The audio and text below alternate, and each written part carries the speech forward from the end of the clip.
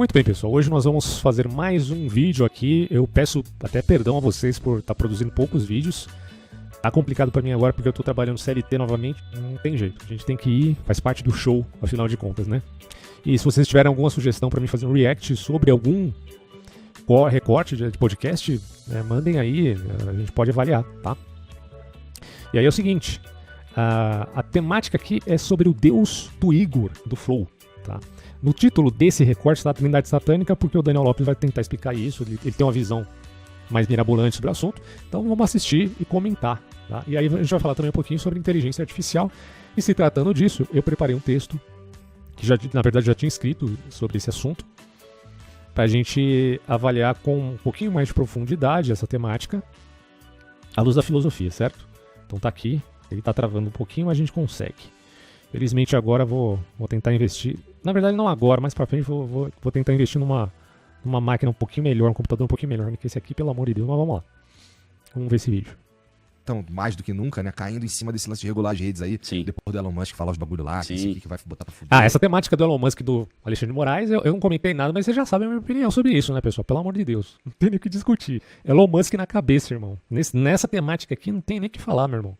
Pelo amor de Deus. Não, inteligência artificial mesmo. Você vê que os caras estão falando ali, ele acha inteligência artificial, sei lá, é uma terapia, o cara ficar mais esperto.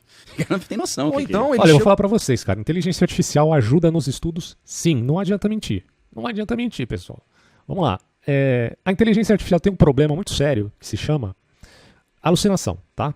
Não é só o ser humano que tem alucinação. A máquina, o algoritmo tem alucinação.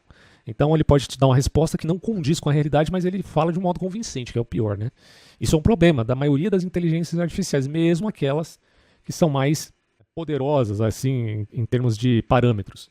Então, de qualquer maneira, você tem que tomar cuidado, mas hoje tem um método muito interessante para a gente fazer essa análise. É só você comparar a resposta de várias inteligências artificiais e boa parte dela é gratuita. Você tem o Llama, você tem o Claude da Anthropic, você tem o Gemini, você tem o Bing, não é mais Bing, é um outro nome lá que eles colocaram, Copilot, uma coisa assim. Você tem o próprio ChatGPT. Cara, tem tanta inteligência artificial aí, você pode simplesmente inquirir sobre um determinado assunto e usar as variadas ferramentas de IA para você verificar um modo mais... Tem o PI também, que é bem interessante, né? Aliás, tem uma ferramenta no PI e no ChatGPT que é bem interessante, que você pode conversar falando mesmo. Você pode discutir um determinado assunto com a inteligência artificial, tendo em mente que você não pode confiar em tudo que ela está falando. Eu já vi inúmeras respostas erradas, tá, dessas inteligências artificiais, mas você vai comparando, você vai avaliando, certo? Você vai pedindo fontes. É assim que se estuda. Você não acredita de cara na informação que ela está te passando, assim como você não acredita de cara na informação que qualquer pessoa te passa. Você vai ter que avaliar, você vai ter que verificar as fontes, você vai ter que fazer uma comparação das fontes. Então a inteligência artificial não é para te dar a resposta de bandeja daquilo que você está estudando. Não, é para te auxiliar na dinâmica dialética do estudo. Aí é interessante, mesmo que ela cometa erros.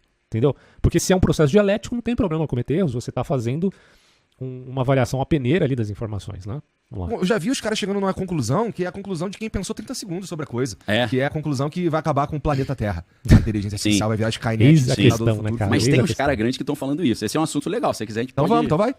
O ex-diretor do Google X, o Google X é uma área de tecnologias avançadas da Google, né? O nome dele é Mohamed Gaudat.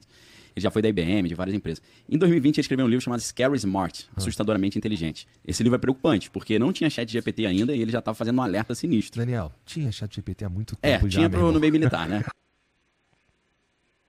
Exatamente, o ChatGPT já existia antes de aparecer ao público, né? Óbvio. Há muito tempo já. A gente não tinha. Então esses caras, meu irmão, se você entrar, assim, eu até acho que existe um risco, e o caralho, de dar uma merda aí, Sim. dos caras do robô tomar e a parada. Ficar autoconsciente. Então... Né? Mas... Aí é que tá o ponto. Esse negócio de autoconsciência, eu não entendo como um cara como o Daniel Lopes pode pensar que isso seja possível. Tudo bem, é uma tese que algumas pessoas defendem e outras contestam, tá? Mas eu tô mais no time do que contesta essa suposta autoconsciência da máquina. Mas vamos ver. Sim, eu já conversei com uns caras tão brabo. Sim. Os caras, assim, o Miguel Nicolés falando, Sim, irmão, claro, não dá. Isso é referência. Só fica tranquilo, irmão, não dá. Ele tranquilizou a galera, né? Não fica em paz, não dá. Isso, aí é que tá, né? Eu tô nesse caso aqui, eu tô no time do Nicolés. O Nicolés, apesar de ser um neurocientista que tem aquela tendência mais materialista de ver a mente como epifenômeno, não a mente propriamente dita, mas a consciência como epifenômeno do cérebro. E tem toda essa problemática, coisas que a gente pode até contestar do ponto de vista filosófico, certo? Lembrem-se disso. Filosofia é um tipo de avaliação que não é aquela ideia de você simplesmente tocar na superfície de determinadas disciplinas que se aprofundam com os especialistas. Não é isso, pessoal. Filosofia é você se aprofundar naquela superfície de determinada disciplina de uma outra maneira. Enquanto a disciplina está dependente do método, por exemplo, o Nicoleles está dependendo do método científico do ponto de vista da avaliação que ele faz relativo à neurociência, tá? Que é o objeto de estudo dele. Então ele está sujeito ao método. Ok, isso é bom. O filósofo ele está sujeito à inteligência antes de estar sujeito ao método, não que ele ignore o método. Tá? O filósofo não vai ignorar o método científico, não vai ignorar o método historiográfico, não vai ignorar as várias formas de se pensar um determinado tema, um determinado assunto. Ele vai avaliar tudo isso, mas tendo consciência que antes do método vem a inteligência que cria o método. Por isso que é a filosofia que vai falar da filosofia da ciência. Por isso que é a filosofia que vai falar da filosofia da religião. Por isso que é a filosofia que vai falar da historiografia ou da sociologia e por aí vai. Entende? Antes de tudo está a inteligência humana que tem a capacidade, a consciência, a intencionalidade para avaliar tudo isso. Ok? Então, por que eu digo que eu estou no time do Nicoleles? Porque apesar do Nicoleles ter essa tendência mais materialista do ponto de vista dessas questões ontológicas, ou, enfim, da realidade ontológica do ser humano, ele não é um reducionista, pelo menos até onde eu entendi. O Nicoleles é um cara que pensa no sentido da emergencialidade da mente e da consciência frente ao cérebro. Então, bom, pelo menos isso. Isso é diferente de ser um reducionista, tá? E de achar que a gente pode encontrar uma parte no cérebro que é a consciência e tudo mais. Não, ele até diz que, bom, a consciência é uma parte, na verdade o cérebro é analógico. A gente vai falar um pouquinho sobre isso aqui daqui a pouco no texto. Enquanto que a inteligência artificial, se é que podemos dizer é a inteligência, ela é, bom, por assim dizer, algorítmica e artificial. Então não dá para comparar uma coisa com a outra, a não ser em termos de analogia e não de univocidade. Mas o que é univocidade, equivocidade e analogia? Daqui a pouco eu explico. Vamos ver aqui. Sim, você ouve os argumentos dos caras que manjam e tal. Faz sentido, né? E aí Estou no time do Nicoleles, cara. Tu ouve também os argumentos dos outros caras que são meio alarmistas, não sei o quê. É. E tu fica, porra, mas é mais fácil ir por aqui do que por aqui. Entendi. Cara. Meio que a gente tá no controle. E não tem como a gente não tá no controle. Entendi. A inteligência artificial... Mas isso também é um problema, né? O fato da gente estar no controle não é uma coisa necessariamente boa, tipo, né? ela repete o que a gente manda. Então, a partir de uma base de dados Aí é então um sério problema, né? que a gente deu. Também. Eu não vou querer contrapor o Nicoleles, que eu não tenho nem... Acho que se eu viver 10 vidas ou 1000 vidas, eu não vou estar no naipe dele. Mas eu vou terceirizar a opinião dos caras lá do Vale do Silício, né? Pelo menos o Mo Gaudet, Jeffrey Hinton, que é o padrinho da inteligência artificial, e o Max Tegmark, que foi o cara lá do MIT que criou aquele abaixo-assinado, precisamos parar a inteligência. Tem mais de 1000 cabeções ali falando, né? Olha, mas se eu tô perdendo a corrida, eu ia pedir pra galera dar uma esperada mesmo. Lógico, pô. Então, aí entra a estratégia da manipulação, jogo de poder. Exato. Isso aí com certeza. Mas o argumento do Mo Gaudet é interessante, porque ele fala assim, a gente cometeu 3 erros no desenvolvimento da inteligência artificial, provavelmente vai fazer isso dar uma zebra. Primeiro, demos acesso à internet, porque ela pode ficar estudando a internet. Aí ele faz uma coisa que eu acho tosca, ele fala assim, pessoal, vamos tentar ser mais educados nas redes sociais, isso é porque a forçar inteligência demais artificial está estudando a gente, para eles não nos olharem como trogloditas, nos olharem como pessoas mais pacatas. Cara, isso é muito sem noção, velho. Na moral, mano. Então ele faz Viagem, uma campanha sim. que eu acho viagem, né? É um pouco, muito viagem. Vamos na real, respeitar né? o... Porra, a gente, Perda de tempo, perda de tempo. já tentou pedir para as pessoas serem mais tranquilas com argumentos mais palpáveis e não rolou. Ainda mais um desses, assim, abstrato pra caramba. Muito bom, o segundo Peraí, primeiro é dar acesso à internet, é dar à inteligência artificial a capacidade de escrever código. Tá. Porque quando ela consegue escrever código, ela pode desenvolver propriedade emergente, que aí é o que você tá... Não sei, cara. Você acha que propriedade emergente explica a autoconsciência? Porque se explica, então, bicho, como é que você pode falar de alma, né? Tava falando, eles vão fazer, eles estão copiando. Propriedade emergente, ele começa a fazer uma coisa que você não tinha Nesses liberado ele termos. pra fazer. Por exemplo, a inteligência artificial não foi ensinada a falar peça, daqui a pouco estava lendo escrever Detalhe, peça. claro que você pode falar de propriedade emergente, não necessariamente isso refutaria a ideia de alma, tá? Tem uma questão, aliás, eu tenho um texto completo aqui preparado sobre a conceituação de alma, as diferenças e nuances que há no pensamento, por exemplo, cartesiano, se comparado ao pensamento platônico. Tem gente que acha que Sócrates pensava a alma do mesmo modo que Descartes, posteriormente, né, ali na Revolução Científica, pensou alma ou pensou o dualismo. E não são coisas parecidas, não são coisas necessariamente iguais, tá? Sócrates e Platão pensavam a alma de um modo, Aristóteles pensava a alma de outro modo, até na perspectiva do heliomorfismo, E o Descartes pensava a alma de uma forma diferente, até baseado na separação das substâncias. Então são coisas completamente diferentes. Depois eu posso ler esse texto para explicar para vocês a minha visão sobre esse assunto, pautado, claro, na história da filosofia. Então são coisas bem diferentes, tá? Portanto, não necessariamente uma propriedade emergente explicaria o fenômeno da alma. Mas há quem apele a isso em via de negar a ideia de forma e de substância, que é uma questão bem controversa dentro da polêmica aristotélica. Então essa propriedade emergente que é preocupante. Tá, mas é tudo coisa que a gente meio que alimentou. Tipo, tem acesso à internet, beleza. Sim. Mas é assim, na internet, ainda assim, quem cria são seres As pessoas, pensantes, sim. são seres humanos. Sim, Então, sim. Exatamente. o que o robô faz até agora Só pegar o que a recombinar, gente né? faz e recombinar Sim. e tal. Na verdade, você pensa... Exatamente, a ideia- mano. O Igor tá muito inteligente, porque ele recebe convidados assim incríveis, né? De pessoas estudiosas e tal. Então o cara consegue sintetizar ideias assim que talvez o cara não conseguisse na faculdade. Né? E realmente ele tá certo, cara. Ele tá certo. O que a inteligência artificial faz é coletar todas as pegadas e heranças da cultura humana. Né? A gente está ainda falando sempre de cultura humana. de LLM, que é Large Language Model, né?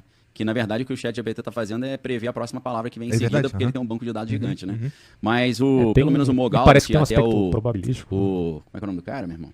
O Raymond Kurzweil, ele fala sobre essa possibilidade da singularidade também, da máquina se tornar autoconsciente. O que tu acha disso? Cara, eu Eis a polêmica, né? A singularidade significa a máquina tendo, por um lado, uma autoconsciência e, por outro lado, criando ela mesma outras máquinas. acho que tem uma possibilidade disso acontecer, cara. É mesmo? Eu fico preocupado. Mas tu não acredita em Deus, cara? Acredito. Eu acho que tem a ver com o que tá na Bíblia, isso. Ah, é? Eu vejo algo relacionado... Ele deve estar se referindo à imagem da besta que, a partir do momento que recebe um determinado poder, a imagem passa a falar, né? Quer ver? Tem esse texto. Vamos ver esse texto aqui, ver se eu acho ele aqui, ó. A imagem da besta que fala. Apareceu um negocinho de terror aqui, mano. Não, calma. Ó, acho que é 13:15, vamos ver. Ó, foi-lhe dado o poder para dar fôlego à imagem da besta, de modo que ela podia falar e fazer que fossem mortos todos os que se recusassem a adorar a imagem. Então, quem falou aqui foi a imagem da besta, ó, né? Muita gente, e até eu mesmo, tendo a pensar que isso se parece um pouco com essa ideia de uma inteligência artificial que parece estar autoconsciente, mas parecer estar autoconsciente e estar autoconsciente de fato são coisas diferentes. Uma coisa é a experiência qualia, outra coisa é a experiência zumbificante. Você pode até pensar numa imagem da besta zumbi, né, que imita e aí parece que é, mas na verdade não tem o qualia. Não tem a qualidade da experiência, tá? Só tem a quantidade. Lembrando que quantidade é algo mensurável e qualidade não é mensurável, tá? A experiência humana não é só quantitativa, mas é qualitativa. Você não só mede o calor, você sente o calor. Não é a mesma coisa da máquina, ainda que ela possa medir calor. Não sei se vocês pegaram essa nuance, depois eu explico no texto. Relacionado isso no livro do Apocalipse, inclusive. Então me ilumine aí, vai. No livro Inclusive, assim, família. Não, esse é o olha mesmo só, que eu eu descobri hoje que o amigo é pastor também. Também, da né? Bola de Neve. Então o né? maluco é jornalista, escritor, filósofo, escritor e Surfista. surfista. Músico Pô, também. surfista só Isso dá é pra ser bom, pastor mano. na bola Se de eu neve. Tô tivesse zoando. praia perto de casa. É mais fácil, né? Porque antigamente era a sessão de descarrego, o cara ir pra praia. Né? Chegar lá na igreja cheio de parafina Eu na tenho um amigo cabeça. que é da Assembleia de Deus tradicional, né? Que falava pra ele, pô, vamos na piscina. E não, Ah, não isso? pode ter de Ah, gravata, nem né? Vai roupa ser mesmo. surfista de terno e gravata. Não. É mais fácil. Mas fala pra mim aí, qual que é a relação que tem Da Bíblia? com a Bíblia? No livro do Apocalipse fala que tem uma trindade satânica lá. Eu sei que você manja de Bíblia, né? Faça uma ideia, mas vai lá. Tem a daí o besta, o falso título, profeta e o Trindade anticristo. satânica. São três, né? Igual A o Pai, besta Filho e é Espírito que Santo. emerge do mar, né? Isso. Tá. E a besta pode ser um bicho, né? Um animal, um É isso monstro, mesmo, um é o que eu sistema passei também. aqui Alguns no acham que a besta Apocalipse é um sistema que vai 13:15. ser implantado e tal. Mas e a simbologia de... Não tem do sair do mar? Não tem Sei, isso? tem isso sim. Tem Que sim. estamos falando dessa besta. É essa besta aí. Então falta essa simbologia, né? De sair do mar. Só que o detalhe da inteligência artificial é a imagem da besta. Ah, porque tá a vendo? Bíblia É diz isso que a mesmo, imagem da cara. É besta isso ela mesmo. vai se mexer Aí, tá sozinha certo. e ela vai decidir quem vive e quem morre. Parece que é um sistema automatizado, Tá. meio robótico de inteligência E um sistema que obedece ordem não, mas assim, é programado pelo poder. Que poder que é esse? É programado por um poder estatal, óbvio, né? Vamos colocar aqui um governo, tá? Que necessariamente será autocrático, certo? Basicamente é isso. Pode até ter aparência de democracia também, mas mesmo assim vai ser na essência autocrático. artificial, entendeu? Aham. Então eu olho assim e falo, cara, será que a Bíblia tá Então, falando sobre ainda mesmo pautado inspiração bíblica, né, ou hermenêutica que se faça desse texto. Claro, você está pegando uma aplicação de um texto bíblico lá do passado e tentando entender uma realidade presente. Pode ser um tanto anacrônico aí. Mas até que combina bastante, né? Se pensar a questão da inteligência artificial nesses termos, que pode servir para os poderes autocráticos de um determinado poder político, um governo, enfim. Me parece que isso é totalmente possível, mas aí não é a IA que ganha autoconsciência, né? Aí ainda está ela sob o domínio e tacão de um determinado governo humano, ou diabólico que seja. Tipo um ciborgue, alguma coisa assim, um sistema automatizado que decide. Hoje já tem sistema automatizado pra guerra, né? Você vê esses conflitos, o computador tá decidindo qual míssil ele derruba, qual não derruba. Então, eu acho que isso faz... Eu vejo uma semelhança... Veja bem, pessoal, não estou satanizando, eu só tô entrando na onda do podcast aqui, cara. Eu não estou satanizando a inteligência artificial, hein? Pelo amor de Deus, eu uso muito aqui. Inteligência artificial com a construção da Torre de Babel na Bíblia. Porque tem um detalhe ali que eu acho... Aliás, só pra vocês terem uma ideia de inteligência artificial, cara, ultimamente eu tô conseguindo fazer até música com inteligência artificial. Eu tenho o Suno. Você faz músicas gratuitamente, né? Eu achei impressionante isso. Eu descobri recentemente essa ferramenta, não sabia que existia. Já sabia do Sora, que faz vídeo, já sabia dos vários aplicativos que você tem para fazer imagem. A imagem aí é a coisa velha, todo mundo já sabe fazer, né? Texto, então, nem se fala. Agora, mano, essa tecnologia aqui de fazer música é impressionante. Olha essa música, eu só joguei a letra e ele fez pra mim, ó, quer ver? Dá um exemplo pra vocês aqui. Um estilo gospel de um tema filosófico que foi o meu tema do último podcast sobre criação ex nihilo, criação ex matéria e criação ex del. Lá eu explico tudo isso. E aí eu pensei, cara, o Suno é interessante, vou jogar uma letra aqui aleatória que eu fiz assim rapidinho e vamos ver o que vai sair. E olha o que saiu, pessoal. Qualidade, né? Minimamente, vamos dizer. É um gospel assim filosófico, cara. Na centelha brilhou, o cosmos nascia, sem matéria ou forma, sem tempo ou espaço. Da eternidade. Matéria ou forma, que é uma temática criticada pelo Hermann Doiver, na obra dele em Crítica à Filosofia Ocidental. Tenho minhas controvérsias quanto a isso, mas enfim, né, se a gente está falando de ex nihilo, a gente não está falando de uma criação ex matéria, como poderia pressupor Platão e Aristóteles. Então não dá para falar de forma e matéria nesses termos de que a matéria também é eterna, coeterna, né? Daí o porquê, quando é ex nihilo, você não pode falar nem de forma e matéria, pelo menos não antes, né, dessa determinada criação que exige causa eficiente. Absoluta, o mundo veio a existir. Força suprema, causa eficiente. Causa eficiente, né? Evidentemente que Aristóteles não fala de causa eficiente na relação Deus e universo. Ele está falando, na verdade, de Deus em relação às coisas criadas, em relação, assim, a tudo que existe na matéria, como, ou assim, tanto supralunar como sublunar. Pelo menos baseado na física de Aristóteles, ele fala como tudo relativo a uma causa final, uma teleologia. Tá? Não é causa eficiente, mas causa eficiente vai aparecer, evidentemente, na visão cristã, pautada no ex nihilo, que eu explico no podcast que está disponível lá no Spotify. Não é da mente, eu coloquei aqui, nem do caos, nem da mente, porque a ideia de mente dá a conotação de que tudo é um sonho de Brahma, que tem uma ideia rastreada no panteísmo. Então, por isso que eu coloquei aqui que não é necessariamente da mente, como se nós fôssemos um sonho de Brahma. Tá? Só explicando aqui porque que eu coloquei mente. Transcendente, o verbo criador. Aí ficou uma coisa mais gospel, né? Quando você falar de verbo. Então, enfim, eu achei incrível, cara, essa ferramenta, né? Então, assim, é impressionante, cara, a tecnologia hoje em dia. Só que ainda é tudo rastro de uma cultura puramente humana. Então, que fique claro isso pra vocês aí, tá? Vou continuar vendo aqui. Que os caras constroem a torre, aí Deus está lá no céu e ele fala, ó, desçamos e confundamos a língua deles. Porque se eles concluírem esse projeto, não haverá nada impossível pra eles. Eu falei, caraca, então esse projeto era uma parada sinistra, né? Não vai ter nada impossível. Deus teve que puxar a tomada do negócio. Então eu fico pensando, cara, será que o desenvolvimento da inteligência artificial vai levar a humanidade, assim como... Vamos pegar uns caras grandes que falam que vai dar zebra, além do que eu já falei. Tá, Stephen Hawking, que morreu, falava que a inteligência artificial seria a última invenção. Cara, na moral, Stephen Hawking, assim, ele é um grande físico, óbvio. Não concordo com as teorias dele, mesmo do ponto de vista da física. Quem sou eu para falar da física, né, da interpretação do Stephen Hawking? Mas, enfim, cara, é como eu falei para você, minha avaliação é filosófica, não é baseado na física ou em cálculos matemáticos. Mas óbvio que eu também leio livros de física, mas tendo uma visão filosófica das coisas. E o Stephen Hawking tinha um sério problema com a visão mais filosófica, porque ele era um cara pautado no método, ele era um especialista no método da ciência, da física, pautado em empirismo e matemática. Simples assim. Então, é preciso um pouco mais quando você fala para uma visão filosófica da realidade, que trata com questões, portanto, metafísicas. Então, nesse sentido, tem muitas críticas aí ao Stephen Hawking, e não estou sozinho, não é eu criticando o Stephen Hawking, tá?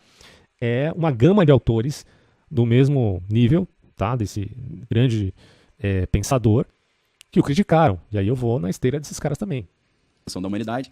Aí eu fico pensando, cara, será que isso vai levar a humanidade a ficar num negócio assim, cara, a gente vai ser extinto, aí Deus vai vir, vai intervir e falar, não, peraí, parou, tempo. Pô, tomara, porque aí eu vou ver Deus, né? Né? Com certeza. Então eu acho que tem a ver esse caos implementado possível, né, ou hipotético, implementado pela inteligência artificial, e o que a Bíblia fala de final dos tempos. Eu acho que tem a ver. Na verdade, se você quiser subir um nível de... Vou botar aqui um asterisco de conteúdo altamente conspiratório e mirabolante. Tá bom. Eu gosto do Daniel porque ele faz esses pequenos adendos aí, porque tem gente que fala de teoria da conspiração como se fosse uma grande realidade, né, bicho? E ele, pelo menos, ele dá alguns adendos. Olha, isso aqui é uma hipótese muito louca, não tô falando pra você acreditar, só tô contando, mano. Você simplesmente escuta e se diverte com a história, tá ligado? Não é um cara que leva tudo a ferro e fogo. Eu gosto da postura dele nesse sentido. Vocês são divertidos. Pena que vagabundo pega como verdade absoluta. Não, eu chego e falo assim no meu canal, ó, vou falar pra vocês uma ideia de filme que eu tive. Eu dou a ideia do filme, cara, como é que você pode acreditar nisso? Eu falei, é uma ideia de filme, cara. Ideia de filme, pô. Você não ouviu? Então, é a ideia de filme. Né, mano? Cara, hoje a gente sabe que a inteligência, ela pode... Se é que a inteligência artificial é inteligência. É né? verdade. Ainda tem um debate do que é inteligência, o que é a mente. Exatamente. Né? A filosofia da mente é um debate grande. A filosofia da mente, pessoal, é outro problema. É um grande problema. Porque filosofia da mente, na verdade, é um recorte da filosofia que muitas vezes desconsidera toda a tradição filosófica e se pauta apenas no discurso relativo a monismo e dualismo. E muitas vezes restrito, porque abre mão do dualismo cartesiano e fica só com aquele dualismo de mente e cérebro ou de só cérebro. Né? Fica uma coisa extremamente reduzida. Apesar do dualismo ser justamente a manifestação contra o reducionismo de determinados monismos que existem aí em teses científicas e filosóficas. Mas, ainda assim, tem muitos monistas que não necessariamente será reducionista, que também pode ser emergencialista. Tem muitas diferenças aí. Mas o problema é o seguinte, vai estudar filosofia da ciência, ou melhor, né, da mente, por favor, antes estude filosofia pura e simplesmente. Estude a tradição filosófica, estude várias escolas de pensamento. Não cai nessa de começar estudando filosofia da mente, mano. Pelo amor de Deus. Você vai virar um tonto completo. Você tem que primeiro ter uma visão panorâmica das várias escolas de pensamento, dos grandes autores da humanidade, principalmente da escola clássica, né, da filosofia clássica relativa a Platão e Aristóteles, que já tratava com polêmicas de variados outros autores do passado, que eram os pré-socráticos. A partir daí você vai ter uma base muito mais avançada em metafísica para poder repensar esses assuntos, como por exemplo a filosofia da ciência. Porque sem um ferramental metafísico para estudar esses assuntos, você vai ser engabelado, irmão. Você vai ser engabelado. E provavelmente você vai virar um materialista idiota. Provavelmente. Porque você não tem ferramental para entender essas questões aí. Então estude filosofia antes de sair por aí dando pitaco sobre filosofia da ciência. Senão você vai virar outro idiota, que já tem vários por aí, né? Inteligência, ela só poderia ficar na plataforma biológica ou orgânica, como o cérebro. Hoje a gente sabe que o silício ele pode abrigar um tipo de inteligência, né? Cara, aí a gente precisa definir um conceito aqui de inteligência, né, Daniel? Vamos lá. Temos que definir o que é inteligência antes de dizer que o silício comporta inteligência. Então a pergunta que surge é, será que os anjos e Deus não são uma grande inteligência artificial, poxa? Será que não? Essa é uma tese de muitos ateístas, né? Porque o cosmos e o princípio antrópico já determina que existe inteligibilidade no universo. Ora, tem que ser muito tonto, muito analfabeto para não entender que há ordenação no universo para que ele possibilite, inclusive, a vida. Óbvio, tá? Quem nega isso, nem ateu nega isso, certo? Então há um pressuposto de probabilidades e probabilidades que permitem causa e ordem. Simples assim. E emergencialidade. O que supostamente explicaria, portanto, o fato de existir inteligência também num nível biológico. Agora, é aquilo. A gente está falando aqui por analogia, porque inteligência biológica e essa tal inteligência artificial são fenômenos completamente distintos. Quando você fala que seu cérebro é um hardware e sua mente é um software, né, tem muita gente que usa esse tipo de comparação, tem muitos cristãos, até pastores que usam esse tipo de metáfora. Mas, meu irmão, isso aí é muito controverso, cara. Porque não é no sentido de universidade. Daqui a pouco eu explico isso aí, já prometi, mas vou explicar ainda. Nós não somos inteligências artificiais que foram colocadas no hardware. E agora Entendeu? nós Aí, estamos ó, falando tá usando parada hardware. Isso é maneira, meu interessante pra irmão. caramba. Vamos lá, e se Deus Ah. for um Ai, cara... ai. Programador. Problemático, Tá bom, cara. Deus é o Problemático. programador. É, o programador. Deus é o programador. E você, na verdade, Sim. é um cara que tá em outro Se Deus é um plano, programador nesses termos, é complicado, né? Você não pode falar nem de livre-arbítrio, porque aí é uma coisa... Cara, um determinismo metafísico é pior. É pior do que o determinismo biológico ou naturalista, cara. Bota uma ficha num jogo. Isso. E aí tu tá agora num A gente vai cair naquela lei de Telema, né? Do Aleister Crowley. Tudo é lícito porque tudo é da lei. Como é que ele fala, mano? Eu não lembro agora. Enfim. É que vocês estão vendo que eu tô cansado, né? Já vim do trabalho pra fazer esse vídeo aqui. Não, hoje eu vou fazer um vídeo, velho. Não vou esquecer, pelo amor de Deus.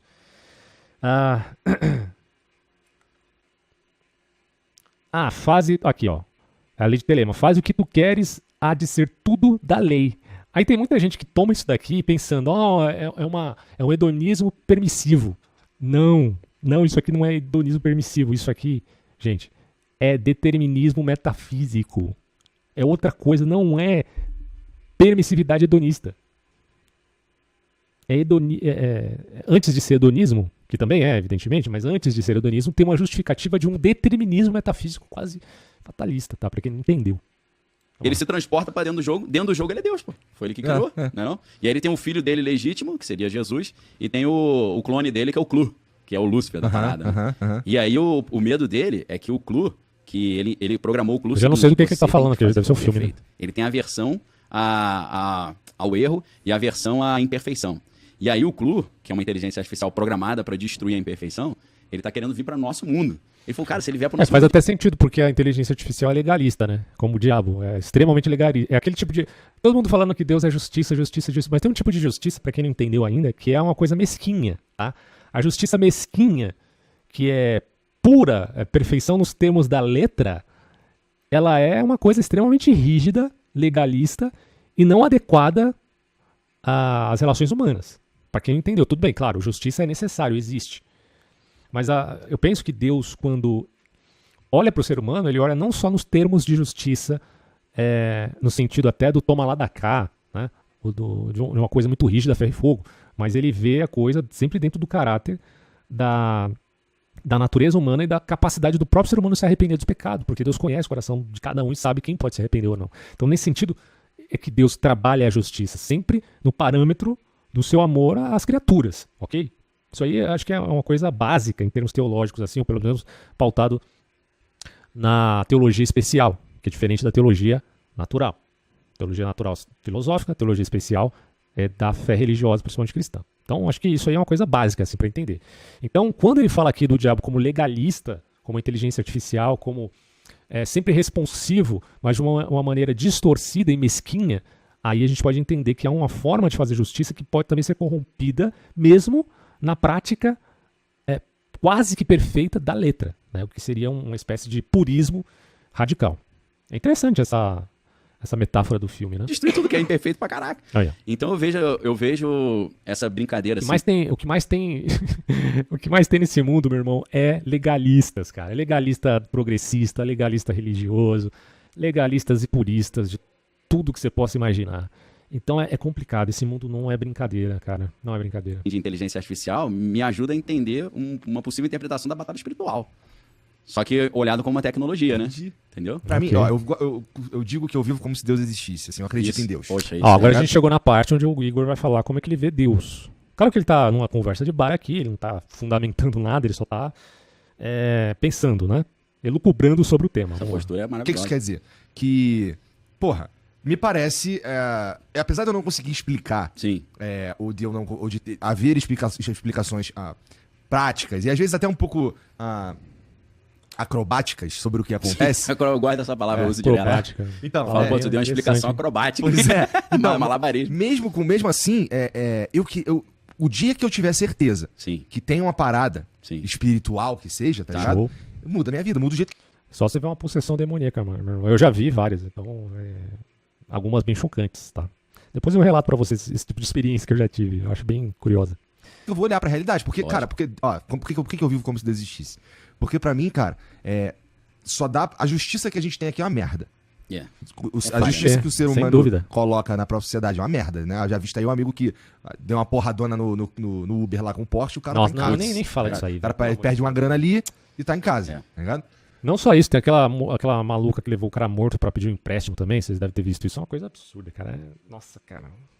Falar dessas coisas me desanima muito, mano, muito. Porque assim, a gente já se desanima profundamente com a classe política, né? Não dá nem eu não consigo, cara. Hoje eu não tenho condições psicológicas pra falar de política também. O trauma que eu tive com isso daí, e tenho tido recentemente por conta dessas loucuras aí, né, atuais. Tanto do Supremo Tribunal Federal, quanto desse governo maldito aí do PT. Mas você também vê corrupção em todo lugar, né? Com pessoas.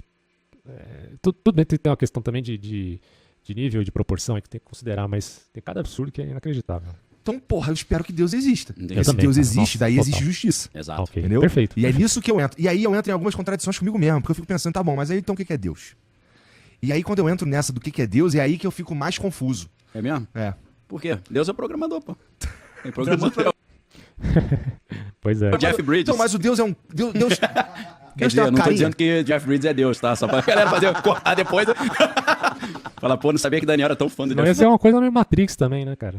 Bridges. Por exemplo, olha pra tua carinha. Pessoal do- Deus tem a tua Sim. carinha? Deus é um Não. carinha? Deus tem uma barbinha Aí e tal? essa conversa é Aí, irmão, você tá falando de teologia catafática e teologia apofática. Que palavrão é esse, pelo amor de Deus? A catafática, apofática. Pois é, teologia negativa e teologia que é positiva ou que se pauta na ideia de uma revelação especial, de uma teologia especial, tá? É óbvio que a teologia especial é necessariamente catafática, porque a teologia especial, a revelação, a Bíblia, diz quem Deus é. Deus é justiça, certo? A Bíblia diz isso. Deus é luz. Deus é amor. Acho que, acima de tudo, né, o evangelista João, ou pelo menos na carta de João, há quem diga que não foi o próprio evangelista que escreveu, foi outro João, mas não importa essas querelas. Mas o fato é que João diz que Deus é amor, é caridade pura e perfeita. E essa talvez seja a maior revelação que a humanidade teve a respeito da origem, de quem a originou. Saber que Deus é amor é uma coisa boa, mas muito boa. Isso se chama metafísica otimista, tá? Em todos os sentidos. Porque nós sabemos que o fim das coisas será melhor do que o seu meio, tá? Não sei o início, é uma questão à parte aí, mas certamente o fim das coisas será uma coisa boa. Não que os fins justifiquem os meios, tá? Não é nesses termos que a gente está jogando aqui a ideia de teodiceia da humanidade. Não é nesse sentido. Mas, entenda bem, se Deus é amor, isso é uma coisa muito importante para a teologia. E essa é a temática de todo o Novo Testamento, certo? E é uma boa notícia, né? É como Jesus diz, um evangelho, porque é uma boa notícia, é o significado mesmo dessa palavra. Interessante, cara. Ó, dois gênios conversando reais. É. Um falecido, infelizmente. Hilary Putnam, professor da Universidade de Princeton, falecido. Um cara que era judeu, foi criado numa família judaica, porém ateia. E ele se reaproximou de Deus na sua maturidade. Interessante, cara. Isso aí usando qual religião como caminho? O judaísmo. Tá. Ele voltou pro judaísmo. Interessante. Apesar dos pais serem judeus de povo, mas não judeus de Tá. prática religiosa. Fizeram aí da etnia, mas Não achava Deus bobagem. Tá. Aí, cara, ele tem um programa, a galera consegue achar esse programa de rádio na internet, é The God Problem, o título. É de alguma universidade. É uma conversa do Hilary Putnam. Hilary Putnam, não sei se tem ideia, ocupava o cargo que foi do Einstein, Tá. em Princeton. O Ah, cara semi-analfabeto, né? interessante. E conversando com o Alvin Plantinga, que é um dos maiores filósofos da religião que existe. Grande, nossa, Aí esse ele cara é chegou bom, e mano. falou assim, Alvin cara, Plant, É, o judeu, né? ele sofisticou muito o argumento ontológico, né, do Santo Anselmo. Para quem quiser conhecer isso, é só fazer uma pequena busca na internet.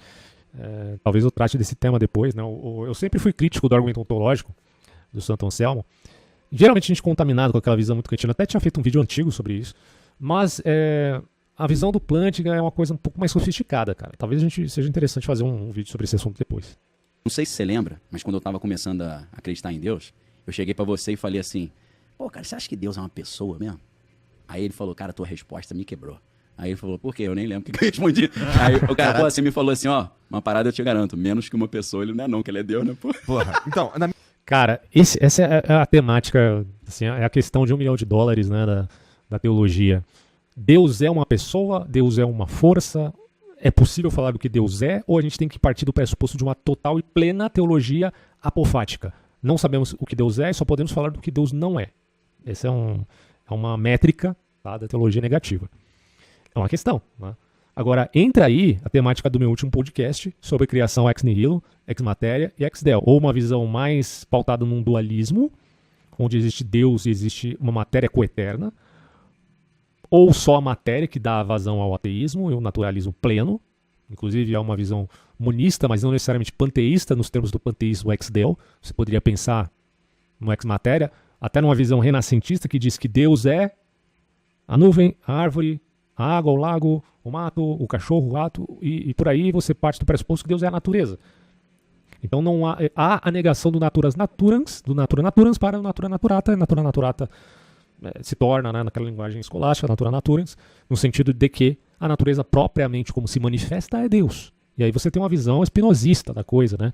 Que é uma coisa meio bizarra, porque ao mesmo tempo que a natureza, também ele tem uma visão geométrica dessas realidades, porque é uma visão ainda, né, cartesiana, apesar do Spinoza tentar superar em muito o René Descartes, na negação das duas outras substâncias, mas ainda é uma visão bem contaminada com o cartesianismo. Então você tem um problema aí, né? Porque em vista da busca da liberdade, que é a outra temática que aparece agora no kantismo, porque no final das contas, aquela querela que existia na escolástica entre graça e natureza aparece depois no Renascimento com a temática liberdade e natureza. Até que ponto as pessoas são livres? Se faz da linguagem matemática a linguagem da natureza, tendo, pois, um completo e total determinismo. Então não tem liberdade de coisa nenhuma, né? Esse é um problema sério, pessoal. Na minha cabeça, ó, por exemplo, como é que eu gosto de imaginar Deus? É meio foda, né, cara? Mas vamos lá. Mas é isso quando me mesmo, pô. pergunta o que eu acho que é Deus, Fala como você acha. sabe a vida? Ah. Que nem os caras falam assim, se você... lei da atração, se você pensar, Sim. se você atrair, se você... Eu quero, eu consigo, eu posso, não sei o que, o caralho. Pensamento positivo. A vida traz as coisas pra você. O universo. Não, eu ser acho positivo eu acho que sempre será melhor do que ser negativo, cara. Vocês têm que tomar essa lição na vida. Ser positivo é sempre melhor. Agora, não tô dizendo que vai funcionar do jeito que eles falam por aí, né? Mas eu acho que, mano, se você for um cara negativo na vida, pode ter certeza que tudo vai ser merda pra você. Aí é um problema sério de base, né? Porque dentro de você a coisa já tá degringolada, né? Aí é difícil dar certo. que não, cara, a vida, ela existe, independente de você. Entendi. Ela existe, ela tá aqui acontecendo. Sim. Tá rolando. E a vida é como se ela dá frutos. Sim. E esses frutos são as oportunidades. Uhum. E as oportunidades sempre estão ali. Você que... Pro existencialista, a vida é uma série de possibilidades. E possibilidade no sentido mesmo do termo. Não são potencialidades, né? Aquilo que necessariamente irá acontecer. São possibilidades que podem acontecer ou não. Daí a angústia, diria o Soren Kierkegaard. Daí a angústia. Como é E uma escolha que você vai ter reverbera na falta de outra coisa que você poderia ter e não terá mais, né? você perceber as possibilidades que a vida Aí, ó. tem. E já ia ter, mesmo que você... Independente Pronto, de você. é isso Você é existencialismo, pô, porra. Você não tá aí pra você. Existencialismo. Você pode sumir, pode sumir todo mundo, que a vida continua. Uhum. Não importa. Pois bem. Tá ligado? E Deus, pra mim, é meio isso. Uhum. E eu sei que pra você é um pouco diferente, que você acha que Deus tá olhando pra gente. Cara, mas aí ele tornou Deus Ele tornou Deus a realidade imanente, né? É uma coisa assim controversa, mas vamos ver. Vamos ver Mas como eu se fico olhando, desenvolve eu isso. fico pensando assim, cara, Deus, ele pode ser a possibilidade disso aqui tudo existir. O que eu quero dizer com isso? Deus é as regras. Deus é a gravidade. Deus é a combinação entre os elementos que, combinando um montão, dá coisas diferentes. Na verdade, isso aí é a realidade, né, cara? Eu acho que ele... Porque assim, na visão cristã, por exemplo, você tem várias visões, óbvio, como eu já disse. Na visão panteísta, talvez caia com mais facilidade essa visão aqui do Igor, né?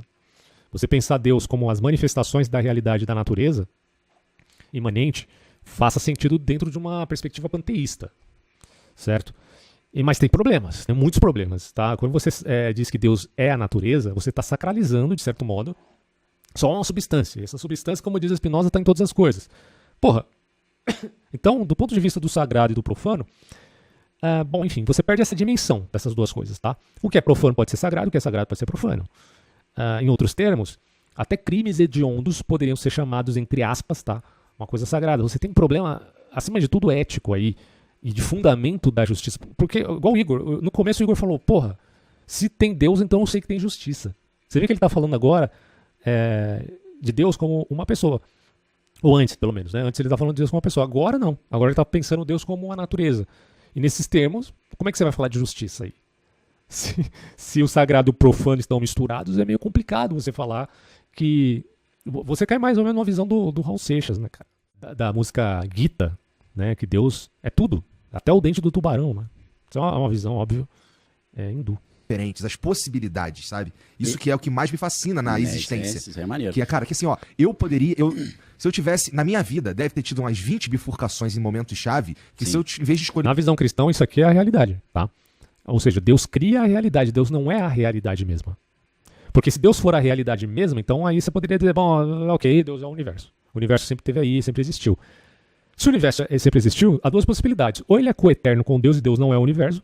Então você poderia pensar numa visão panenteísta, onde Deus pode estar no universo, mas o universo não está em Deus, e Deus está acima do universo. Ou você pode pensar numa visão extremamente apofática, teologicamente falando, onde Deus é o totalmente outro, e você não pode colocar Deus nos termos da natureza, que é uma aversão completa à visão espinosista. Ou você pode tomar uma visão puramente panteísta, monista, materialista. Né? E aí ou então você pode também fazer uma intersecção entre o monismo materialista e o monismo espiritual, um tanto mais espiritual, né? Que talvez você tenha um caminho do meio aí entre materialismo monista e panteísmo, você tem um caminho do meio que seja a visão do Spinoza, talvez. Né? Mas mesmo assim, cara, ainda você vai ter esse problema de que haverá uma sacralização do profano, do cruel e do horrendo, inclusive, né? Do grotesco e do belo. Se tivesse escolhido o B, eu não tava aqui, por Tudo exemplo. diferente, Tá ligado? Isso Isso dobrar muitas uma vezes. esquina, né? Muitas vezes. Toda hora, né? Sim. E essas possibilidades e essas somatório disso combinações tudo. são Deus, sabe? Entendi. Mas assim, eu não consigo... Não. Eu não veria dessa forma, porque, como eu disse, né? Essa me parece que é uma visão mais próxima. Se quiserem contestar no comentário, podem contestar à vontade. Mas me parece uma visão mais próxima do panteísmo aí. Não me parece adequada. Assim, eu não sei, cara. Mas assim, pra mim, eu apequeno Deus se eu coloco um rosto nele. Ah, entendi. Tá entendendo? Entendi. Tipo, falar ele é pouco pra Deus. Tá. Deus não cabe dentro de ele, Entendi. sabe? Ele é... Não, aí até que faz sentido, cara. Aí até que faz sentido. Faz sentido o que ele tá falando, né? Que você querer dar a Deus uma identidade é como se você quisesse dar a Deus uma personalidade. Como, mas Deus é uma só personalidade, ele não poderia ser outra personalidade que não esta ou aquela. Você não tá limitando. E a gente cai naquela querela grega de ilimitado e delimitado, porque perfeição para o grego antigo é uma coisa delimitada, né? E não ilimitada. Para Parmênides, Deus, de certo modo, ser, vamos dizer assim, teria uma forma esférica, ele teria que ter limites para ser perfeito. Agora, para outros pensadores, até mesmo da escola eleata, achavam que Deus ter limites isso seria imperfeição. Então Deus teria que ser ilimitado para ser de fato perfeito. Então, de novo, é uma disputa filosófica, se perfeição é isto ou aquilo, tá? Eu penso, sinceramente, que Deus é um ser que tem uma natureza única e eterna. E explicá-lo é impossível, porque Deus é insondável. Mas ele se revela de alguma forma para a humanidade. Agora, essa revelação é sempre parcial. Portanto, não podemos dizer quem Deus é efetivamente, mas se ele se revela com este caráter, como diz no Evangelho, a boa nova significa que, acima de tudo, que Deus ama a humanidade. Essa é a maior boa nova que qualquer criatura poderia receber. Então, nós temos uma revelação dele a respeito dele mesmo, para nós. Né? Agora, do ponto de vista se ele é uma personalidade, isso limita ele, bom, se limita implica perfeição ou imperfeição? Me parece que é uma temática a se questionar e a se discutir. Porque pode ser que perfeição seja algo delimitado e não ilimitado, né? Ele extrapola todas as ideias que a gente consegue Sim. ter. Então, mas o meu entendimento é como ele pode ser o que ele quiser, ele quis aparecer como uma pessoa também, pra tentar aproximar. Lembra que ele Aspecto faz... da Esse é o papel de delimitação. Jesus. É, o papel de Jesus. Exatamente. Jesus como Deus também. Jesus como Deus. É, Porque assim, ó, como Deus. ó, Porque eu tem sou- é controverso isso, mas eu creio que Jesus é Deus, né? Olha, Jesus é uma outra grande questão nisso, Sim. desse jeito que eu É mais penso. um problema aí na parada. É mais um problema adicionado É. ali. Porque assim, eu também acredito que Jesus é Deus, tá ligado? Mas como é que eu encaixo isso no que eu tava pensando Pois é. antes, tá ligado? Então, Aí você, sei lá, mano, você pode apelar para um panenteísmo da vida e, não sei, e pensar num Cristo cósmico, né? Como muitos caras da nova era pensam aí. Acho bem complicado, assim, né? Mas é igual aqueles caras que falam que Jesus foi pra Índia. Como que Jesus foi pra Índia, meu irmão? Pelo amor de Deus, nunca. não, Deus... Mas eu acho que tem um encaixe mesmo. Porque Sim. se Deus é isso tudo aqui... E aí eu vou fazer uma correlação aqui meio cultura pop. Beleza, Tá? eu gosto pra caramba. Que é, pô, vamos lá. Deus... O Neo é Jesus. Tá, exato. Do Matrix, Tá ligado? né? É um Total. bagulho... É um bagulho Morreu, que- ressuscitou. que é um bagulho que tá aqui assim, ó. Olha só. Visto todas as regras, Sim. esse cara que dobra todas elas, porque ele é Isso, as regras. isso aí. Tá ligado? Isso aí. Agora... É igual o Jeff Bridges dentro do mundo do Tron. Sim. Então, mas aí meio que vai um pouco... Talvez vá um pouco contra o Sim. que eu tô te falando, porque Tá. nesse caso Deus precisaria estar olhando pra humanidade. Pra mandar ele mesmo, pra vir, tá ligado? Entendi. Porque assim, eu não sei se Deus tá olhando pra gente mesmo. Eu acho que ele é. E a gente tá aqui, tá ligado? Entendi. Bom, essa é a velha discussão da relação daquilo que é eterno com a relação daquilo que é imanente. Da relação daquilo que é com relação àquilo que está sendo. Como explicar, como fazer uma conjunção dessas coisas, cara. Até mesmo uma síntese dessas coisas. Parece que, filosoficamente, esse é um enorme problema, assim, para se explicar, né? Para se dar uma resposta, vamos dizer assim. E aí... Tão profundo, cara, que já tá lá na Grécia Antiga, né? É a questão do ser. Você pega lá o Parmênides de Platão, bicho. Começa por aí. Pega o livro do Parmênides de Platão e vamos para a discussão. Como explicar o ser e a pluralidade dos seres. Porque a pluralidade dos seres é os seres que estão sendo. Né? É o mundo do Heráclito. Agora o ser é o mundo do Parmênides. Então, como explicar o uno, perfeito, delimitado, com um mundo plural, imanente, cheio de mudanças, de devir, de ser e não ser? Como explicar essa relação do mundo do ser e do não ser com o mundo do que é, né? No sentido de que seja eterno? Essa discussão está lá atrás e continua em toda a história da filosofia. A grande realidade é essa. Tá rodando ali, né? Então, assim, pra mim é difícil, mas é mais ou menos assim. Pode ser que Deus, na condição de um cientista, um programador, ele tenha criado essa realidade na qual a gente vive e ele deixa ela rodando ali, ele criou outras e tá rodando vários experimentos ali, pode ser também. E aí, nesse Mas aí, experimento porra, que a gente você tá vendo Deus como um alienígena que tá experimentando, fazendo o ser humano de cobaia? Aí é meio estranho, né, cara? Agora tem ali uma variável que é o Nil, que é Jesus. Sim, sim. Na verdade, Mas é mó pira isso, assim. Isso aqui eu tô tomando totalmente viagem. teologia freestyle no último. Total, tá mas assim que é maneiro, né, pô? Eu gosto. Cara, legal. Eu gostei muito desse recorte aqui. É bem divertido, né? Falar dessas temáticas de uma forma descontraída. Bem legal mesmo. E pra fechar esse vídeo, já ficou bem grande, ficou longo, mas enfim. Vamos ler um pouquinho. Eu não vou ler tudo não, tá? Fiquem tranquilos. Eu só vou ler uma parte para explicar alguns aspectos teológicos fundamentais para entender essas querelas aí, que muitas vezes passa despercebido. Então eu vou te dar um ferramental para você pensar melhor essas questões, tá? Explicando o que é analogia, equivocidade e univocidade. Pelo menos a grosso modo, não vou entrar num aspecto muito profundo aqui, só uma visão panorâmica. Ó, a relação entre análogo e as partes unívoca e equívoca depende do tipo de analogia em questão. Então a analogia é um tipo de raciocínio, a grosso modo, é um tipo de raciocínio que estabelece uma relação de semelhança entre coisas diferentes. Mas assim, analogia é semelhança, não é igualdade plena. Perfeito? Então, olha só. Parte unívoca são os aspectos ou características que são comuns e compartilhados entre os análogos. Então, você tem aspectos unívocos e equívocos nos análogos. Para algo ser análogo, ele tem que ter algo unívoco e algo equívoco. Ele não pode ser só unívoco ou só equívoco, senão não seria análogo. Beleza? Portanto, equívocos são os aspectos ou características que são diferentes e não compartilhadas entre os análogos. Então a pergunta que fica segundo a questão que o Igor colocou lá no recorte do podcast, Deus é totalmente, em outras palavras, não usou essa palavra, mas enfim, Deus é totalmente equívoco ao ser humano? E aí, o que vocês acham? Deus é totalmente equívoco, é totalmente diferente do ser humano ao ponto de Deus não poder ser uma pessoa? Porque se ele não é uma pessoa, ele é totalmente equívoco. Há quem diga que Deus seja análogo, e essa é uma visão inclusive escolástica na perspectiva do Tomás de Aquino. Deus, na verdade, é análogo ao ser humano. Primeiro porque Deus criou o ser humano à imagem e semelhança dele. Tá? Isso é uma perspectiva não só católica, romana, mas também católica protestante. Porque o protestante também é católico, só que o protestante acredita na igreja católica invisível e o católico acredita na igreja católica institucional. São questões que a gente pode discutir outra hora. Fato é que Deus não é equívoco, totalmente equívoco, nem para católicos, nem para protestantes. Certo? Em uma analogia sempre haverá uma parte unívoca, semelhança, e uma parte equívoca, diferença. Então, Deus é análogo a nós. Muita gente diz, por exemplo, Deus existe. Então você não pode, a partir daquele pressuposto do Caio Fábio, né, que Deus não existe, ele é. No sentido de que, portanto, você não poderia dizer que Deus existe porque Deus está fora da realidade, porque a realidade é o que ele criou. Tá? Mas alguns outros filósofos vão interpretar de outro modo, vão dizer, não, mas aí essa é justamente a parte análoga, porque se Deus existe como nós também existimos, então essa é a parte análoga que pode ser vista inclusive na temática Platão, ou diga-se Sócrates versus Parmênides, naquela ficção de Platão sobre esse diálogo. E, portanto, a existência é um aspecto de semelhança, certo? O ser existe e a pluralidade também existe, mas há também um aspecto equívoco. Eu vou pular algumas coisinhas aqui para a gente não perder muito tempo. Acho que vocês já entenderam bem, né? O aspecto análogo tem a ver com semelhanças e diferenças, tá? E aí você pode pensar analogia no sentido metafórico, simbólico e por aí vai. Eu quero entrar nessa parte aqui de inteligência artificial, já que foi uma temática do vídeo. Aí eu coloco aqui, ó. Podemos pensar um aspecto análogo entre humanos e inteligências artificiais?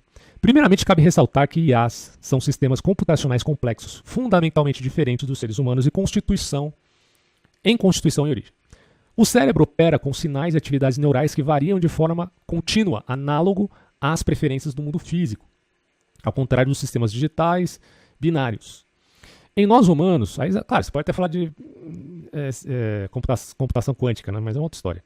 Em nós humanos, as informações não são armazenadas e processadas em locais específicos do cérebro, mas estão distribuídas e são processadas em paralelo por redes neurais complexas. Isso aqui em via de refutar a tese localizacionista, tá? Que é uma coisa refutada em neurociência. Assim, diferente dos cálculos exatos em computadores digitais, o processamento cerebral é mais intuitivo, utilizando métodos aproximados e estatísticas, podemos colocar nesses termos. O cérebro faz o uso extensivo de analogias, por isso que o Nicoleles fala de um cérebro analógico, ou, enfim, que é diferente de uma inteligência artificial, obviamente. Então, é o uso extensivo de analogias, metáforas e associações contextuais para extrair significados e tomar decisões. Além disso, as conexões neurais são dinâmicas e adaptativas, modificando-se com base na experiência e nos estímulos. O ser humano é pautado no behaviorismo, naquela ideia de estímulo e resposta? Também, mas não só, tá? Então, claro que o ser humano está muito além. Eu faço uma comparação também entre a inteligência humana e a inteligência animal, que aí sim você pode falar de inteligência nos animais, sem dúvida nenhuma. Mas isso é uma outra questão que está pautado naquela perspectiva do Xavier Zubiri sobre a inteligência senciente. Talvez eu explique alguma coisinha aqui, se der tempo. Assim, diferente dos cálculos exatos em computadores digitais, o processamento cerebral é intuitivo. Além disso, as conexões neurais são dinâmicas, adaptativas, modificando-se com base na experiência e nos estímulos. Isso se chama neuroplasticidade. Então, se você aprende algo e usa esse algo com constância, aquela velha regra do use ou perca, o use ou perca é se você não usar muito uma determinada informação, você vai perder aquilo porque o cérebro vai ver que aquilo não é útil. Então, não vai investir demais naquela informação. Agora, se você usa muito, então há uma importância, um privilégio daquela informação e ela se torna mais privilegiada, digamos assim. Isso faz com que literalmente haja um aumento, né, de conexões neurais e, portanto, o cérebro basicamente cresce, né, nesses termos, pelo menos. Já as inteligências artificiais tradicionais são puramente digitais, operando em uma lógica simbólica, discreta e matematizável. Então, é difícil para um algoritmo sair da sua própria regra interna, entende? Isso é totalmente diferente de um ser humano. No entanto, mesmo diante de diferenças insuperáveis, como a IA é uma simulação da inteligência humana, basicamente é o que ela é, uma simulação, em termos quantitativos, principalmente, podemos identificar alguns aspectos análogos e outros bastante equívocos. Do ponto de vista da analogia, ambos possuímos capacidades cognitivas, como nesses termos, tá, bem restritos, como processamento de informação, raciocínio, resolução de problemas. Claro que a IA consegue reproduzir padrões muito melhor até do que o ser humano e, portanto, a IA pode reproduzir. Ora, se a IA pode escrever um texto, é óbvio que uma IA mais capacitada poderá produzir um filme. Por que não? São só padrões. Então ela pode fazer isso e pode até fazer com perfeições, tá? Se vencer esse obstáculo das alucinações, né? Daí tem um Sora. Cada dia que passa, a IA se torna cada vez melhor em identificar padrões e reproduzi-los. Tanto o humano quanto a IA realizam tarefas que envolvem inteligência e conhecimento acumulado. Porém, o conhecimento acumulado é produção da inteligência acumulada na cultura humana e qualquer produção de inteligências artificiais se vale dessa fenomenologia de modo mimético, certo? Toda a criação de algoritmos é, na verdade, replicação com mudanças de padrões. Aí você pode falar, mas a criança também é mimética em relação ao adulto, blá, blá, blá, blá, blá. Veja bem, o mimetismo humano, que também existe, carrega sempre a potência da pura inovação. Mas essa inovação não é exatamente mera mudança de padrão. Pois, como temos dito, as máquinas fazem isso também, e tal inovação é, antes de tudo, fruto de entendimento. As máquinas fazem isso. Mas a inovação do humano, aí sim, por isso que eu coloquei a vírgula aqui, a inovação do humano é fruto de entendimento. Então o humano tem entendimento, que implica sentir e entender. O que é sentir e entender, que muitos intérpretes do Zubiri chamarão de sentir-ligir? Sentir-ligir, ou dessuio, do espanhol, é você não só captar o estímulo das coisas, mas você captar a forma das coisas, você captar a inteligibilidade das coisas. Se um humano vê uma cadeira, ele entende que a cadeira tem aquele formato, mas que o formato tem uma forma, que formato e forma são diferentes, tá? Para quem não entendeu. Forma é a inteligibilidade da coisa. O humano entende a inteligibilidade daquele objeto e sabe para que fim ele existe. Ora, da mesma forma, da mesma maneira, para não ficar redundante, podemos captar a forma e o estímulo das coisas.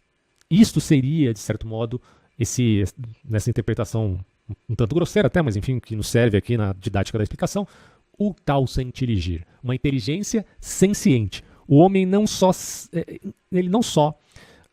capta a forma das coisas, como por exemplo das partículas e das ondas, que determinam, por exemplo, a questão relativa, vamos dar um exemplo aqui da temperatura. Bom, o homem não só entende matematicamente e por medição, por mensuração, o calor ou a temperatura, mas ele também sente isso. As duas coisas integradas, tá? A máquina não faz isso, não tem essa capacidade. Entender aqui significa, portanto, aprender formas e estímulos de modo não verborrágico, como ocorre com as IAs. Então, uma criança, por mais que ela seja mimética, ela tem inteligência senciente. Uma máquina não tem isso, ela não está sentindo. Ainda que você faça um mecanismo de medição de calor, não implica que a máquina esteja sentindo alguma coisa. Do ponto de vista de uma experiência qualia, de uma experiência qualitativa. É uma coisa importante demais a gente entender isso aqui para poder fazer a diferença entre inteligência senciente e inteligência artificial. Se é que é inteligência, né? Tanto o homem quanto a IA interagem por meio de linguagem, ainda que de formas distintas, evidentemente. Ambos podem expandir capacidades com a experiência e treinamento, mas a experiência per se difere em sentido fenomenológico, evidentemente. E dos pontos equívocos aqui, tem um monte de coisa. Eu até explico aqui a parte do Dessuio, né? Ó. Vamos lá, vou explicar essa parte aí eu termino. Humanos têm emoções, intuições, criatividade espontânea. IAs não possuem essas capacidades plenamente. Nelas não há um dessuio, apreensão da realidade. Porque a realidade, segundo Zubiri, está até antes do ser, né? Fazendo contraponto ao Heidegger. Como diria a filosofia concreta dos espanhóis? Podemos dizer, o Zubiri é espanhol, para quem não sabe, era um filósofo basco. Podemos dizer que, no geral, seu poder de raciocínio é constante simulação algorítmica. O filósofo basco Xavier Zubiri diz que o que nos diferencia de animais irracionais é a capacidade de aprender não só os estímulos, mas também a forma da res, ou seja, da coisa, ou realidades ontológicas, a saber, o inteligível das coisas. A partir disto, alguns comentaristas cunharam o termo sentirigir, que é o que eu falei antes de chegar aqui, né? Seria, a grosso modo, o mesmo dessuio, nesses termos, pelo que sentimos como os animais de fato, pelo menos analogamente, mas captamos pelo modo inteligência, porque são aspectos modais, tá? Inteligência e ciência. O sentir e o inteligir não estão necessariamente separados em nós, né? Como pensavam os gregos, pelo menos na visão dos Zubiri, isso é uma questão polêmica, né? Mas, em vez de estar separados, são apenas aspectos modais. Então você tem um modo de inteligência, a intuição formal das coisas. E você tem um modo do sentir propriamente dito. Só que o ser humano não é só sentir também, né? Isso não é só um ser passional. Se fosse só um ser passional, aí o Zubiri estaria pautado numa visão puramente patológica do ser humano, que não é o caso. Referente e sensual, seria uma visão sensualista, né? Então não é isso que o Zubiri está falando, hein? Não é sensualismo. Não estou falando sensualismo nos termos do moralismo, não. Estou falando sensualismo nos termos dos 5 sentidos. Não é nesses termos que ele está falando. Ele está falando do sentirigir. Há aspecto modal da inteligência e da sentinteligência. Referente a IAs, parece ocorrer algo inverso, mas na verdade não é tão simples assim. Elas, as IAs, aparentam captar a formalidade das coisas, mas não há notícia de que elas sentem coisas. Certo? Uma IA pode medir calor. É o mesmo exemplo que eu já falei antes. Pode medir calor se tiver algum mecanismo embutido, mas não pode sentir calor, pois calor é algo mais que mera quantificação. Certo? Não é só mensuração, calor. Pelo amor de Deus, gente. Uma IA pode medir o nível de açúcar de um produto, mas não pode sentir a doçura e transformar doçura em recurso linguístico como analogia a outras coisas. Ela pode até falar do que é doçura, pautado né, no parâmetro de escrita, que está retirando essa experiência de quem de fato a teve, que foi o humano. Por isso que eu coloquei, se o faz, é mais uma vez prova de simulacro, certo? Humanos são agentes livres com vontade própria, nos termos de um mundo cheio de possibilidades. IAs são sistemas determinísticos sem verdadeira liberdade nesses termos. Daí quando você fala que o humano não tem livre-arbítrio, puta que pariu, você está igualando já de cara o ser humano a máquina, a inteligência artificial. Mas o problema da liberdade é justamente o que a IA tem, não o que você tem. Você tem livre agência, a IA não tem. O problema é dela, não é seu.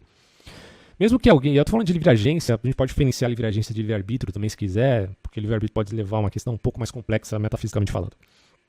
Mesmo que alguém coloque em xeque a ideia de livre-arbítrio em humanos, na prática homens são evidentemente mais livres em termos cognitivos do que máquinas que simulam a inteligência humana. Óbvio! Seres humanos e animais têm uma livre agência, mas a livre agência humana é de caráter não só instintivo, mas também inteligível, que nada mais são modais, tá? Que nada mais é que uma adequação ao ambiente ou uma circunstância pelo uso comedido da razão e da emoção, mas é claro que não é só ambiente nem só genética, senão a gente estaria preso em determinismo de novo, naturalistas, mas também é a adequação da sua intencionalidade ou consciência intencional diante das circunstâncias. Então é uma soma de todas essas coisas. Humanos possuem corpos físicos, com experiências sensoriais riquíssimas, e as são pobres nesse quesito. Humanos, portanto, não são feitos de algoritmos, certo? Por isso você tem, é uma novidade para você tem livre agência, amigão. Você tem livre agência. Sob vários aspectos, a analogia entre humanos e IAs é bastante limitada. Então é uma visão muito antropomórfica, né? Da mesma forma que você antropomorfiza Deus ou os anjos, você pode também antropomorfizar a inteligência artificial. Tem gente até namorando inteligência artificial. Olha o nível da ignorância, cara. Pelo amor de Deus. Basicamente a mesma coisa de você namorar uma mulher de bexiga, sei lá. Compartilhamos capacidades cognitivas análogas nesses termos, porque a IA foi criada para simular padrões humanos reconhecidos. Mas diferimos radicalmente nos aspectos fundamentais da existência, em sentido basicamente ontológico, né? Sendo o antropomorfismo bizonho a comparação entre homens e máquinas, muito aceito àqueles que vivem na infância da filosofia. Então, vou fechar por aqui, senão vai ficar muito grande esse vídeo, vocês não vão querer continuar me ouvindo, mas espero que vocês tenham entendido essa parte. Se não concordam, se tem uma visão diferente, por favor, compartilhe aí nos comentários, com educação, tá? Com educação. Eu agradeço muito vocês terem voltado aí para assistir esse vídeo, e se quiserem ajudar o canal, está disponível aí no link, na descrição, as formas para ajudar, também financeiramente, mas se quiser também não tem dinheiro, então ajuda com like, ajuda comentando, ajuda divulgando, né? Já é uma coisa importante para mim. Grande abraço e até mais.